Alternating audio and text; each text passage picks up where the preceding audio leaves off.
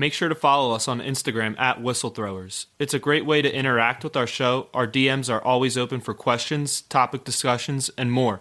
You will be able to find our new episodes and other announcements there. The game is going to be won when Ravens offense is on the field and when the Chiefs defense is on the field. All right, thanks for tuning into the Whistle Throwers podcast. This is Jack Mobarek, joined by Jack Slaymaker and Eden Kaczynski. And the divisional round is concluded, and we're down to the final four teams in the NFL playoffs. Let's start off with the first game of this round with the Texans and the Ravens. So CJ Stroud's insanity run is over. I'm playing, but it was going to happen eventually, and I don't think anyone expected it to end this late. Yeah. So, he did have a pretty bad game for his standards, just 175 yards, no touchdowns, no turnovers. But, this is one of the best rookie quarterback seasons I've ever seen. I don't know about you guys. Yeah, I agree. Yeah, especially from a QB, where QB is this position where sometimes it takes a player, even the stars, it takes them a year to get rolling, really, which I think we're seeing with Bryce Young. He really finished the second half of the year stronger than he started it. But CJ Stroud came in from week 1 till week 18 and on, looking like one of the better quarterbacks in the league. And he progressed every single week. He showed a ton of talent. He showed connectivity with his receivers. He was really like a veteran in a rookie year. And I don't even necessarily think he played that bad this game. I think the Ravens were just that much of a better team. And when the time comes for this Texans team, a result like this won't be coming in the playoffs for them. No. Yeah, the Ravens, I think this says a lot more about the Ravens personally. Their defense is star-studded, especially with Kyle Hamilton and Jadeveon Clowney, but I feel like they should be the front runner to win the Super Bowl at this point. Agreed. And I'm only not even saying this because I think the Lions or the Chiefs played bad. I just think the Ravens top to bottom, their roster is easily the best. 100%. Yeah, it's hard to find any weaknesses with this team. The Texans never got a ground game going because the Ravens' defensive line was so good. And the moment that they hit the second wave, you're not getting past Roquan Smith or Patrick Queen. It's just not going to happen. For the Ravens, I really think that at least in the first half, they got off to a bit of a slow start, and then eventually they just got the running game going. And at that point, the Texans were just too gassed. Yeah. I mean, they had 229 yards, and Lamar Jackson only got 100 of them. So even without him, they still had 129 rushing yards with 3 other running backs, which is just ridiculous when you look at it that way. Lamar's game was awesome. 4 total touchdowns, 252 total yards. I mean, it's pretty clear that he right now is playing the best that we've ever seen him this late in the season. I think that his receiving core is looking a lot stronger than we thought it was going to be, especially when Mark Andrews went down, who it sounds like is going to be back next week, which just gives him a whole other weapon. Zay Flowers has looked really good. You have Odell and Nelson Aguilar catching passes. So I think when you look at this team, I just don't see any weaknesses. And they've all stayed healthy, which the fact that that's happened just makes it a totally different game. And I agree. CJ Stroud actually played, in my opinion, pretty well. Didn't turn over the ball, was efficient enough. The issue is that the Texans just never got a ground game going. And by the time the Ravens got their offense clicking, and especially running the ball, there was no way the Texans were going to be able to keep up. Yeah, they couldn't even really get the pass game going either. They were just shut down all fronts on the offensive end. Yeah, right. Yeah. And I mean, Lamar, the numbers passing don't jump off the page. 152 yards isn't that impressive. But when you look at his efficiency and the fact that he averaged 9.5 per throw, I mean, I think watching the game, it was a lot better than what the stat sheet showed.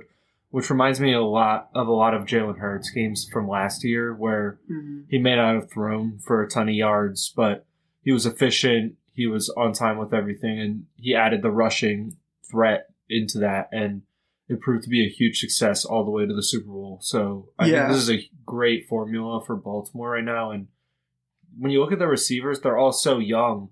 And even in the backfield, like I think they have a couple guys that are young studs, and then you have a guy like Gus Edwards who's been around a little bit, who adds that veteran force that they need. Same with Dalvin Cook now. Yeah. Oh, I didn't even realize that. Yeah. Yeah. I didn't know that they signed him until I saw him playing on the field. Oh, yeah. Yeah, I didn't know that. When did that happen? That was weeks ago. Like it was really? like the week 18. after he got cut. Oh, seriously? Yeah, I saw he got cut, and I didn't see anything else after. And that's what makes the Ravens so scary. Now you got 3 different running backs, and they're still without 2 of their best running backs who are out for the season, and they're still running the ball this well. Yeah, exactly. I mean, I can't think of a way you're going to beat this team unless you can shut down Lamar. But I think Lamar is such a good passer, too, that if you shut down his run game, he's just going to pass all over you. Yeah, right. So the Chiefs have their hands full going to this game. I was going to say, like, maybe we should just transition into the other AFC game because, I mean, it's a good point that you made there at the end, Aiden. Like, this battle between the Chiefs defense and the Baltimore offense is going to be insane because I think the Baltimore defense should handle the Chiefs offense to a certain degree because I don't think you can shut down Patrick Mahomes in the playoffs, but I think you can contain that offense and keep them as a non-factor pretty much. But it's going to be the game is going to be won when the Ravens offense is on the field and when the Chiefs defense is on the field. The Chiefs defense needs to make plays this week, and they need to get the Ravens defense off the field. That's how they're going to win. And if you're the Ravens, you need to figure out how to move the ball on this offense, keep your offense on the field, keep Mahomes off the field as much as you can. Like, I mean, it's pretty obvious, but it's going to be like way more intricate of a battle than it sounds. Talking about the Bills-Chiefs game, so I don't want to pin this one on Allen as much as everyone has been pinning it on Allen, but I feel like the Chiefs were only played good football or like better football than the Bills for like 10 out of the 60 minutes. I just think the Bills had like 4 like main opportunities. The stupid punt fake in their own territory, which made 0 sense to me. Like, I don't want to go off into, like, conspiracy land, but, like, of all people, why is he... Right. Yeah. Like, I mean, yeah. Why do you hand off to that guy who just... I mean, it's not even the fact of what happened last year with him. It's just he is not a guy who carries the ball. No. You know, I mean, I would understand if it was a receiver, if it was a running back, something like that. But this guy is not someone who carries the ball. So I don't really understand that call there. And you know something's up when he's standing in the punter spot. Yeah. Like, that was just 0 sense to me. I think that was a fireable offense on Sean McDermott's part. But other points... You do know, wait. You do know the Chiefs only had 10 guys on the field, right? Okay, but you do understand they were in their own territory and they had control of the game. That didn't impact the game at all. Yeah, because they got a lucky fumble that turned into a touchback. Okay, but at the end of the day, that's not why they lost the game. Yes, it was a questionable play call, but you had the opportunity to like actually drive down the field and go up by more than a possession, though, and they chose to do something stupid which made no sense. Is what I'm saying. Let's say that the Chiefs get the ball back, and at that point, Mahomes was looking really, really good. So if you see an advantage, and the Chiefs definitely blew it on special teams, having only 10 guys on the field, you have to come up with something. You can't just let the ball go back into Patrick Mahomes' hand with as well as he was playing in this game. Yeah, I understand your viewpoint there. I mean, I don't want to necessarily knock the fake punt call. I just don't understand the actual play call design. Like, I think that fake punt never works, like, anyway. I just don't like the fake punt where you direct snap it to one of those 3 guys that are standing behind the center. I just don't like that call.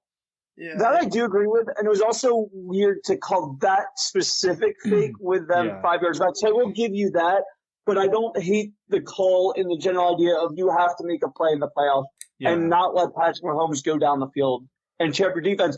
Because what's also we haven't mentioned is that the Bills only had 4 linebackers that were actually suited up for this game, and then got more injuries on defense. So at that point, they were in complete desperation mode. Yeah, no, that's definitely true. And I remember when they lost their starting linebacker earlier in this game.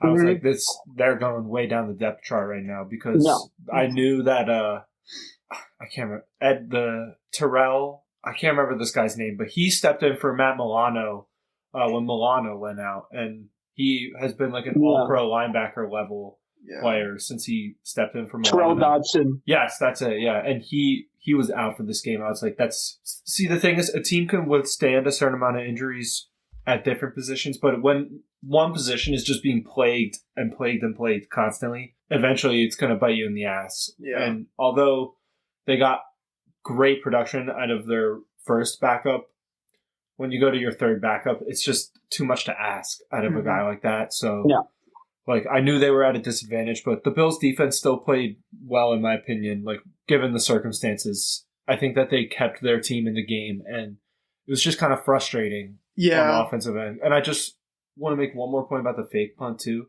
I think if you're going to go for that 4th and 5, like, I understand you're trying to throw them off, but if your goal is just to get the first down on that 4th and 5, which I agree with in that spot, why don't you just let your all-pro quarterback go out there and make a play? Like, I just don't understand. Yeah, like, the it was fake like, punt what, trickery. 4th and 5? Yeah, that's playable territory. Yeah, and I'm sorry, like, you don't even necessarily have to throw the ball there. The way the Bills have ran the football all year, 5 yards, they can get it. Like, I understand that's a little far for a 4th down, but when you have the threat of Allen and Cook and your offensive line, I wouldn't even be mad if you went out there and ran a read option type of play. Yeah, Josh was trucking people all game. Yeah, his running threat was... But here's the issue. Again, the only reason this play was called was because the Chiefs only had 10 guys on the field. Yeah. If you call a timeout and put the offense back out, the Chiefs are going to get reset. No, I hear you. So, again, the Chiefs blew it. I will say that they made up for it on that field goal. Because I don't know if you guys caught it, and I didn't catch the number of the outside guy on the line on that last field goal attempt, but he ran around. At first, I thought he jumped off sides. After I watched it, he timed it perfectly.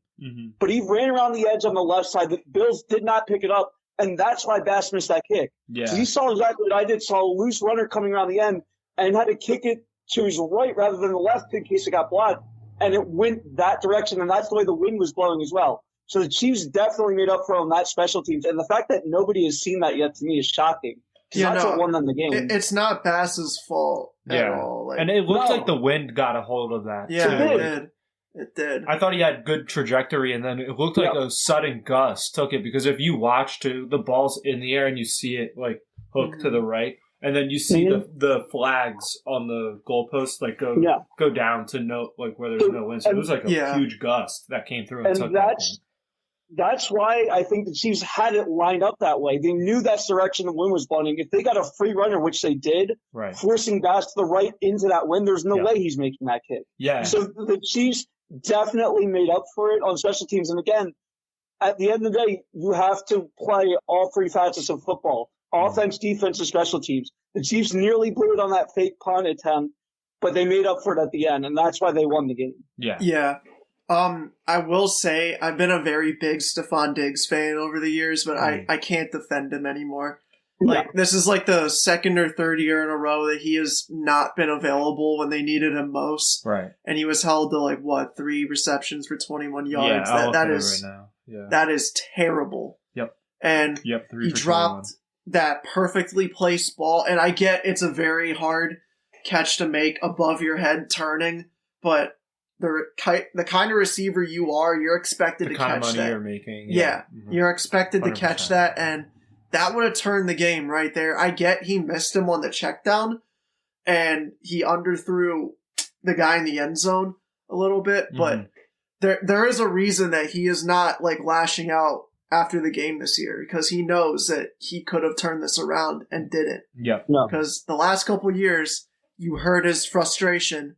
I haven't heard anything yet. Yeah, because, and I think I have to give him a little bit of credit for not, still making a scene, I guess, on the sideline. But, that is a good point for you to make. Like, when other guys were what you felt like was letting you down, quote unquote, even though it really wasn't. It was a collection of guys. Yeah.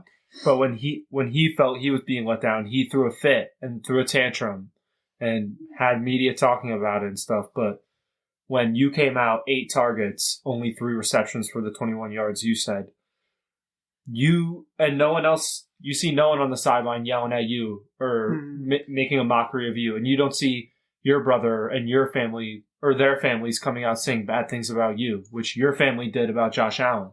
Yeah. So they all need to take a look in the mirror because Diggs was bad for a long stretch this year. Yeah. It's ironic they were winning through his bad stretch.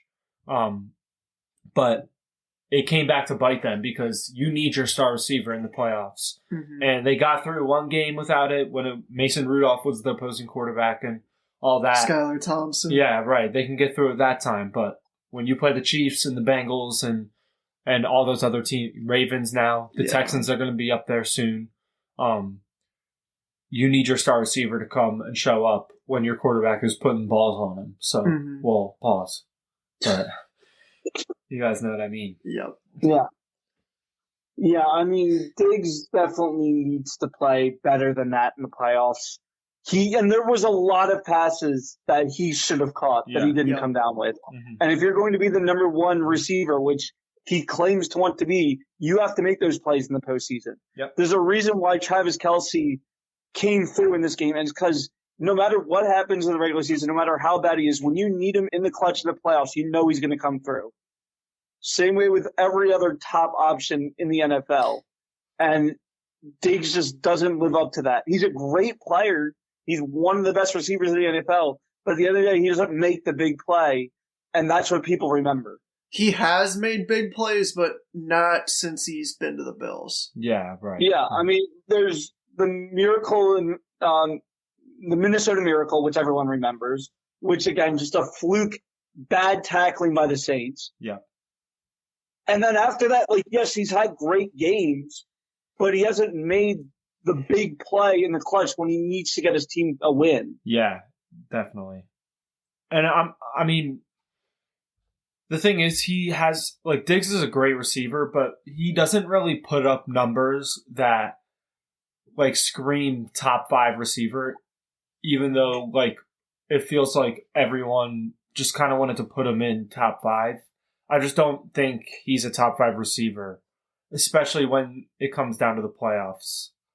I just don't think he's in that territory. I think he's knocking on the door. He's definitely top 10, but to put top 5 is a different class than top 10. So it's tough for me to throw him in the 5 best receivers in the NFL. I just don't think I can do that. No, I can't either. Especially after what I just saw. Mm-hmm. I do think the Chiefs played a lot better than I expected them to play. Yeah. I do think they will give the Ravens a fight, but I still am going Ravens to the Super Bowl.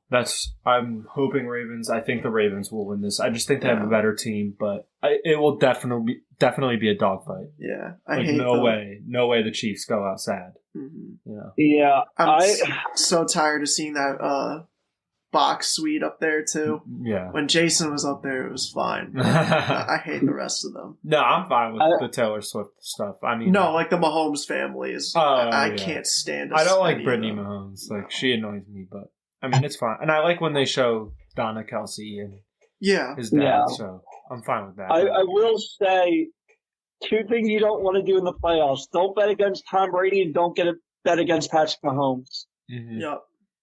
Yeah. I think the Ravens have a great team. I think the Ravens should win, but I'm not going to go up here and say that the Chiefs are going to lose anymore, especially since I thought Buffalo was going to beat them, and that wasn't the case. Yeah. And now that Travis Kelce is looking a little bit more consistent, I mean, look, the Bills are totally beat up at linebacker. Like I said, that left the center wide open. Mm-hmm. The Ravens have 2 of the best linebackers in football, and like I've talked about all year, one of the best safeties in the entire league in Kyle Hamilton. They should be able to shut down Kelsey, and because of that, shut down the other wide receivers. But I wouldn't bet against Mahomes not to come away with some crazy victory. Yeah, no, I definitely hear you, and it's kind of funny, like the Brady and Mahomes comparison. Like, it's crazy how similar they are. And I saw today a stat sheet that showed Mahomes' playoff stats through the same amount of years as Brady's playoff stats at this moment. And like Mahomes has had more touchdowns, more yards, the same amount of wins, I think, but Brady won two more Super Bowls than him at that point, I think. So it was just the Super Bowls that had Brady separated. So Mahomes is, I agree, you don't want to bet against him, but the way that the Chiefs played against the Bills, it felt like they were handing them the game, and it felt like the Bills kept fumbling it away. And I just don't see the Ravens losing that type of game where the Chiefs are making some mistakes, and I think the Ravens are a team that capitalizes on other teams' mistakes. So I think the Chiefs need to play an absolutely mistake-free game. And same with the Ravens, frankly. I mean, I don't think the Ravens can come out here and make mistakes all over the field and expect to squeak by. No. No. So but at the end of the day, I think the Chiefs will make a few more mistakes that turn the game in the tide of the Ravens. Mm-hmm. So we can move into the Packers and Niners. This is probably the best game of the week. Mm-hmm. Yeah, this was a great game. Yeah, and that's very tough based on the Bills game. But I was so angry. I wanted the Packers to win this so bad, but they just dropped the ball the last 2 minutes of the game. Yeah. You hate to see it, but Jordan Love looks legit. I was seeing reports that the Packers are going to make him one of the highest paid quarterbacks in all of the league. Yeah. And rightfully so. Like, he looks great. I really think they have a bright future. I just think I'm not going to get too critical on any of them, especially Jordan Love, because they're all first and second year guys on that offense. And it would be a lot to expect Jordan Love to have a game-winning drive in a divisional round with less than a minute. Game. I mean, it was tough. I totally agree. And you said, they're a young team. Like, they were inexperienced, and frankly, they blew out their expectations for this year. Like, no one. If you said at week 1 that the Green Bay Packers were going to put up a dogfight with the Niners in the divisional round, no one really would have believed that. So I think that they blew their expectations, and for them to come that close and fight that hard, I agree with you. Their future looks bright. As for San Fran, I know that Purdy didn't really play well for what felt like 3, maybe 3.5 quarters, but the thing is, when they needed him the most, he turned it up that last drive. So, and I'm not really buying the whole check down thing. I think that the 49ers are amazing at designing plays that gets their guys in open space, and Brock Purdy's doing a great job of reading defenses to find those holes. So when he dumps it down short of the sticks, he's dumping it down to a guy who has green grass in front of him. So you can't blame him for making a good read. And have you watched a Tom Brady playoff game? Like, dude, that dude dink and dunk all the way down the field. And it didn't matter.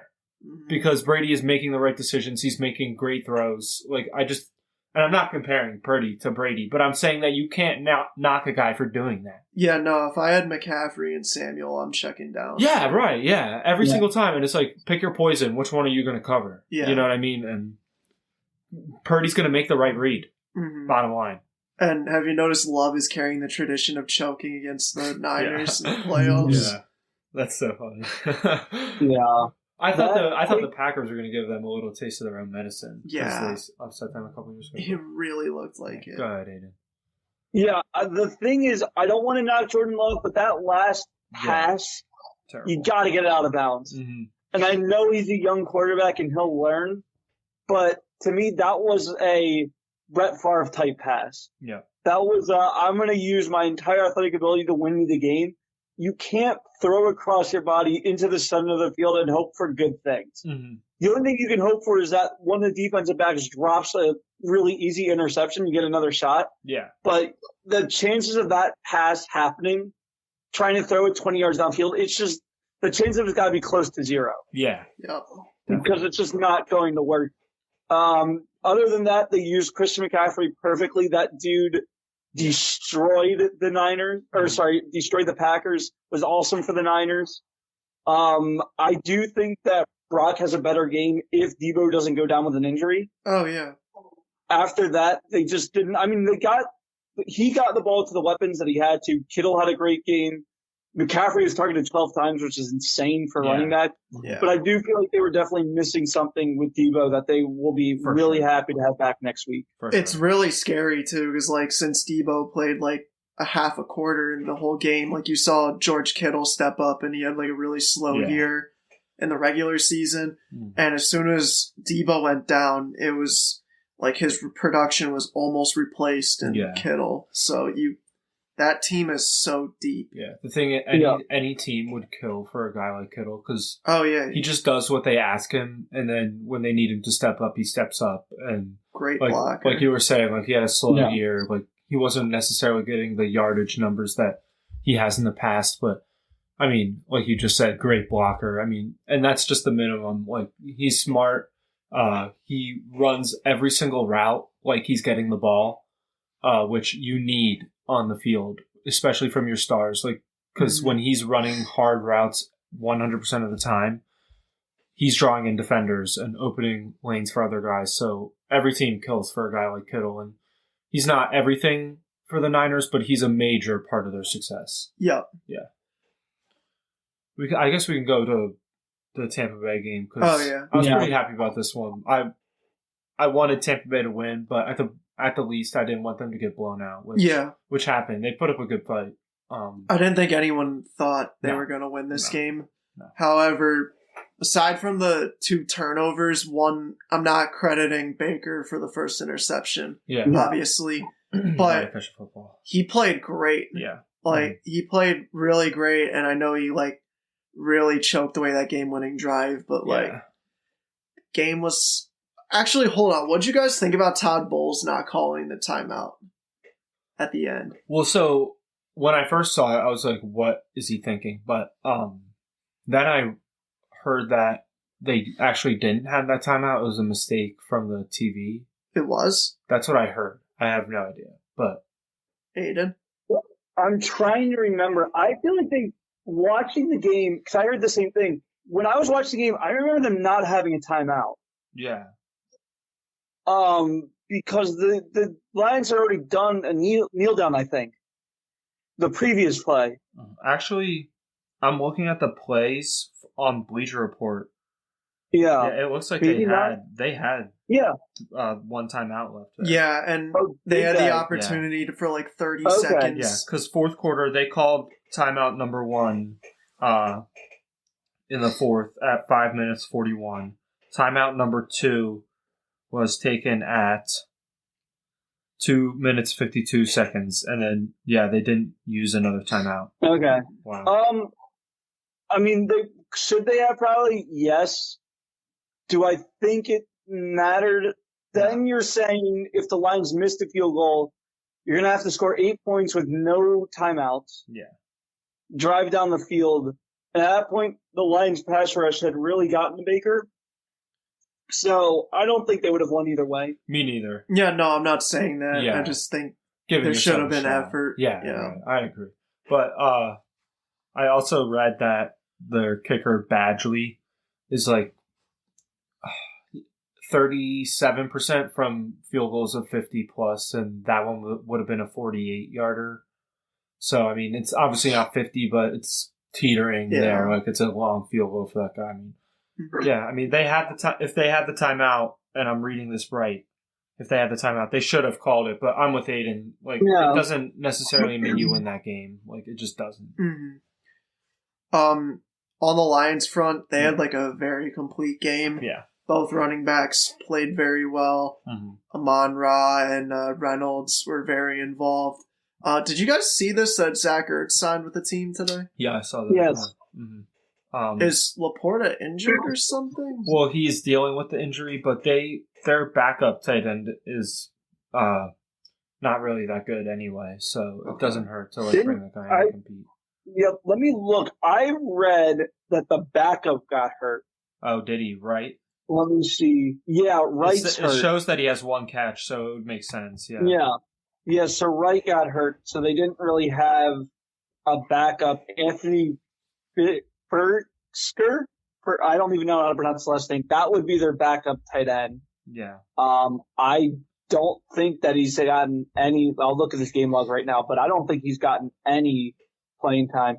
Yeah, no, he hasn't played at all for the Lions. He just got signed back on December 24th. Hasn't played a snap. Yeah. So, yeah, they're going to want another tight end. I think Zach Ertz is a great backup option, especially with Laporta a little bit banged up.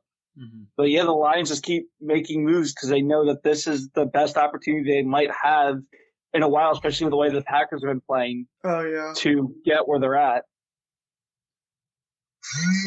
And I guess before we move into like the last thoughts, let's do a second chance bracket. Yeah, I'm just gonna list off. So in the NFC, I think that the Niners are gonna go to the Super Bowl, unfortunately, and I think they'll be met with the Ravens, and the Ravens will be crowned the champion. I should have never went against Rodgers' logic because. All right. So because I want the Ravens and Lions to win, I'm going to pick the Chiefs. And then I'm going to pick the 49ers. And because I want the 49ers to win the Super Bowl the least, I'm going to take the 49ers as the Super Bowl champions. Okay. I'm going to go Chiefs. I think that the Lions right now are a team of destiny, at least running through the NFC. Yes, they're going to have to go to San Francisco, but the way they're playing is unbelievable. I think they're going to pull it out in San Francisco, but I think Chiefs-Lions rematch of opening week 1. Oh, that would be classic. Wow. I think the Chiefs are going to pull it out. I think that Mahomes is trying to prove that he should be in the conversation of the best quarterback in NFL history, at least up to this point in his career. And I think he wants to win back-to-back Super Bowls. I think he might have to be in that same conversation with Tom Brady. If he does that, I don't even think it's a debate that they're neck and neck. Oh, yeah. But right 100%. Now it's still a little bit more to Brady, but you win back-to-back Super Bowls, go to 3 and 4 years. Yeah. Or 4 and 5 or whatever it would be. Yeah. I think that, Yeah, it would be his third reign. Yeah, 3 and 5 then? Yeah, 3 and 5 years. Yeah. And he's made the AFC Championship in all 6. 6 straight. Yeah. So, yeah, I think the Chiefs are going to take this one against the Lions. Yeah. Looking at the Lions and Niners game, I just think this is such an intriguing matchup because I think the Lions offer something on defense that the Niners haven't really faced. Granted, the Lions haven't really faced an offense like the 49ers either, but I think that there are challenges on both sides that make this matchup really intriguing. I'm surprised it's a 7-point spread. I thought it would be a little closer. I thought they would give the Lions a little more credit because I think this is going to be a lot closer than 7 points. I actually think the Lions could win. Like, there's a very strong possibility of the Lions winning this game. Yeah. Especially coached by John Campbell. The other thing, too, about this matchup that's interesting is Jared Goff going up against his former rival when he played with the Rams. Yeah, right. So this is a team that he's still – I mean, I know that he hasn't played with the Rams in a few years, but this is still a team that he's pretty familiar with. Right. He had to play them a couple of times when he was on the Rams against Shanahan, so he knows what he's going up against. Yep. I don't think that the moment's going to be too big for him at all. Me neither. And I think that – like, speaking of that moment too big, like, I just think Goff will trust his guys and trust the system that he has. And, like, they have a really good system. They have a really good formula. They have a ton of guys in skill positions that make a ton of plays. Like, Laporta being hurt and still having 9 catches last week is just pretty crazy to me. I really like the Lions in this matchup. I really want them to win it. I do too. Yeah. Okay, quickly, because I'm scared my computer battery's going to die.